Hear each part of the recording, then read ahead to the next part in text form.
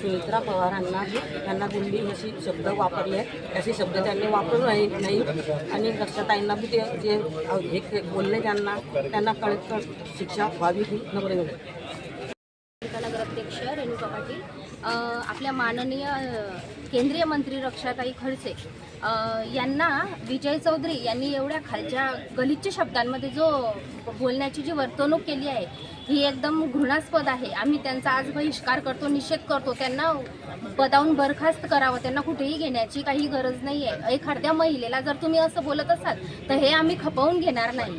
हे असं तुमचं बोललेलं एवढ्या घाणेरड्या शब्दात, आणि असा तोच व्यक्ती बोलू शकतो ज्याचं चरित्र खराब असतं, नाही तर एखादा सार्वजनिक चांगला व्यक्ती असं कुठल्याही महिलेला घाण शब्दात बिलकुल अशी वर्तवणूक देऊ शकत नाही आणि बोलू देखील शकत नाही. ते आम्ही सर्व मिळून इथे त्यांचा निषेध करत आहोत.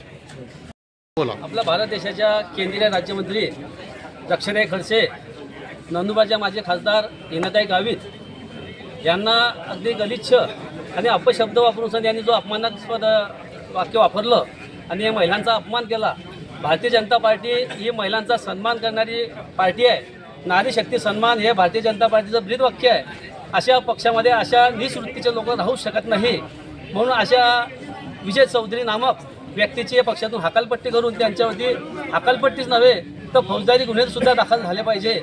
सध्या स्थितीमध्ये आजूबाजूला कधी पाहिलं तर महिलांचा फार मोठ्या प्रमाणात अपमान केला जातो आहे.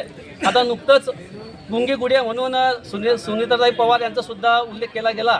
अशा नीच प्रवृत्तीच्या व्यक्तींचा या ठिकाणी जाहीर निषेध करण्यासाठी रावेर तालुक्याच्या वतीने सर्व पक्षीय सर्व जाती धर्माच्या लोकांचा आज हा मूक मोर्चा या ठिकाणी काढण्यात आला आहे. तर अशा व्यक्तींवरती कारवाई व्हावी हीच या मोर्चाची एकमेव मागणी आहे.